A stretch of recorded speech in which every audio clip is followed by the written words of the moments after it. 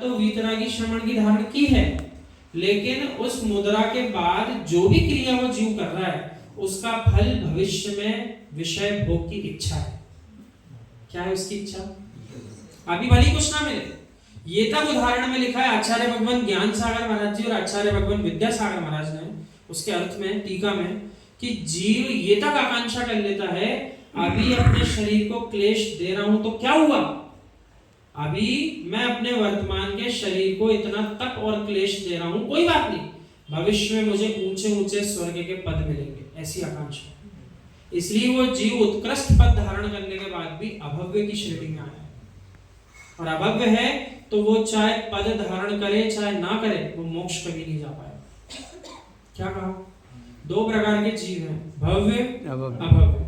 तो भव्य वे हैं जो दो प्रकार के हो सकते हैं, निकटवर्ती भव्य यानी अभी बहुत कम समय के अंदर जाना है, एक दूरानुदूर भव्य होते हैं, और एक वैरायटी जो निकली उसका नाम अभव्य।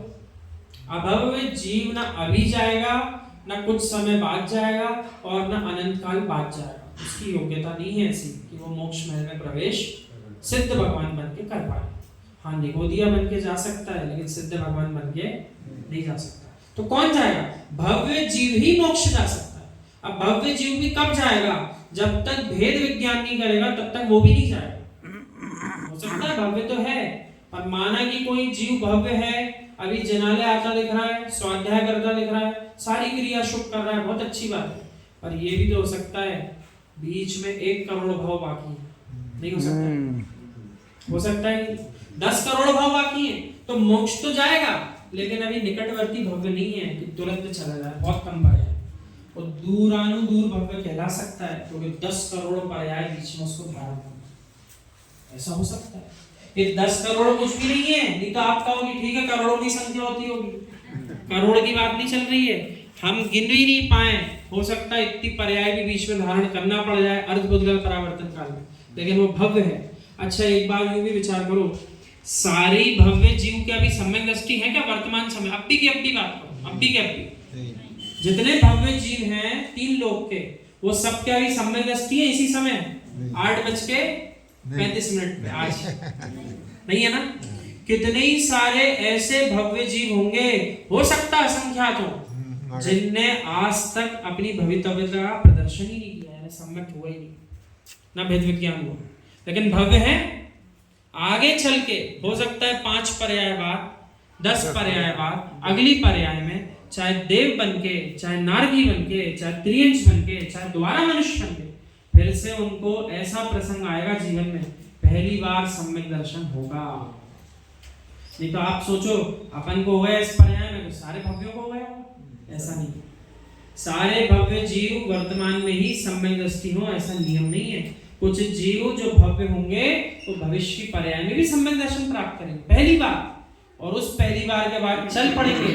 हो सकता है जो अपन उनसे पहले चल पड़े उनको तो समय लग गया मोक्ष पहुंचने में, और जो अपन से कई भाव बाद पहली बार सम्यक दर्शन प्राप्त करेंगे वो अपन से पहले भगवान बन के विराजमान होंगे। ऐसा खेल है जिन धर्म का। इसलिए किसी भी जीव को अभी वर्तमान के उसके कार्य देखकर उसको हीन भावना में मत पहुंचा दो। तुम किसी लायक नहीं हो, तुम कुछ नहीं हो, तुम कुछ नहीं करोगे, तुम तो मिथ्या दृष्टि हो। 2-4 सुना दी बेचारे को और पता चला कि वो अपन से पहले भगवान बन के विराज गए और अपन उनके चक्कर काट रहे हैं, भगवान के दर्शन करने जाना समझ। ऐसा हो सकता है कि नहीं? ये बात की ध्यान रखना। यानी वर्तमान में मिथ्यात्व से ग्रसित भी जीव है तो यूं मत सोचना कि मिथ्यात्व वाला है तो मिथ्यात्व में ही रहेगा। हो सकता है अपन सम्यक से च्युत हो जाए, उसी के सामने मिथ्यात्व में डूब जाए, और वो मिथ्यात्व से बाहर आ जाए तो सम्यक छोड़े ही नहीं, ऐसा भी हो सकता है। सम्यक को बना कर रखे, दोनों बातें हो सकती है। भोग यानी जो पुरुषार्थ को गौण कर रहा है वह भी पुरुषार्थ कर रहा है। देखो आप क्या कह रहे हैं, जो अभी पुरुषार्थ को गौण कर रहा है वो भी पुरुषार्थ कर रहा है। तो क्या बात कही यहाँ, अभी सम्यक पुरुषार्थ भले ही नहीं कर रहा, विपरीत पुरुषार्थ तो कर रहा है, कुछ तो पुरुषार्थ करने में लगा है। यानी जितने मनुष्य आपको यहाँ दिख रहे हैं करोड़ों करोड़ों, क्या सारे मनुष्य सम्यक पुरुषार्थ कर रहे हैं क्या? कितने ही करोड़ों मनुष्य विपरीत पुरुषार्थ कर रहे हैं। मार्ग में आते जाते दादाजी कितने ही सारे अलग अलग मंदिर पढ़ते हैं, जब दूसरे जीवों को सिर टेकते हुए देखते हैं तो हम उनको देख करके ये भावना आते हैं कि देखो अभी तो इनको सही बात ही समझ में नहीं आ रही, सिर कहाँ टेका है। और जो ही वो एक बार सिर टिकाते हैं खूब श्रद्धा के साथ, तो हम यूं देखते हैं 1 लाख वैश्या के भोग का बंद और बांध दिया, कब तक भोगना पड़ेगा। ये एक बार के मिथ्यात्व के नमस्कार का फल है कि एक बार जो नमस्कार करता हुआ मिथ्यात्व को दिख रहा है, उसे भी ना जाने कितने लाखों भव तक उसका दुख भोगना पड़ेगा। और जो प्रतिदिन कितनी कितनी बार मिथ्यात्व को नमस्कार कर रहा है, उसका आप देखो काल कितना लंबा होगा अभी संसार में। आपको बात समझ में आ रही है? और अपन जो एक सम्यक नमस्कार कर रहे हैं, कितने ही सारे भवों के कर्मों का नाश चल रहा है अपना एक नमस्कार। किसको? सच्चे देव शास्त्र गुरु को। जैसे ही जीव ने मंदिर जी जाने का भाव बनाया, पहली बार परिणाम करे सवेरे, एक उपवास का फल उसी समय मिला। उसके बाद जो ही वो चल पड़ा मार्ग में कि अब मैं जा रहा हूं तैयार होकर के, तो जैसे ही तैयार होकर डिब्बी हाथ में रख के निकला, 100 उपवास का फल। अब जो ही आगे मार्ग में बढ़ा, जनालय के दर्शन दूर से हो गए, 1000 उपवास का फल। और जो ही जीव ने जनालय में प्रवेश किया, प्रभु को निहारा, लाखों लाखों उपवास का फल एक क्षण में ले लेता जाएगा। कैसे? वीतरागी भगवान के दर्शन करके। और यूं 1 लाख उपवास अभी किसी को बोल दें, कितने दिन लगेंगे? पहले तो 1 लाख का भाग तो 365 में, तो साल निकल के आएंगे। कितने साल लगेंगे 1 लाख उपवास करने में?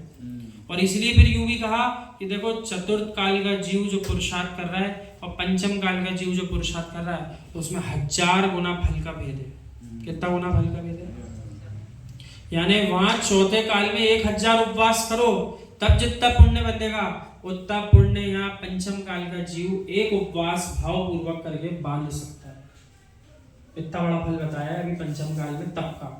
इसलिए ये भी नहीं सोचना कि अभी पुरुषार्थ करेंगे पंचम काल में तो किस काम का। चतुर्थ काल की अपेक्षा 1000 गुना फल आज भी मिल रहा है। और समय सार जी में आचार्य ज्ञान सागर महाराज जी ने उस गाथा को भी लिया है, जिसमें पंक्ति आती है, लोयंती देवाना।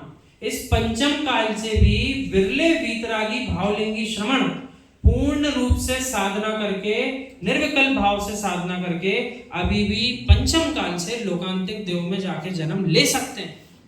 लोकांतिक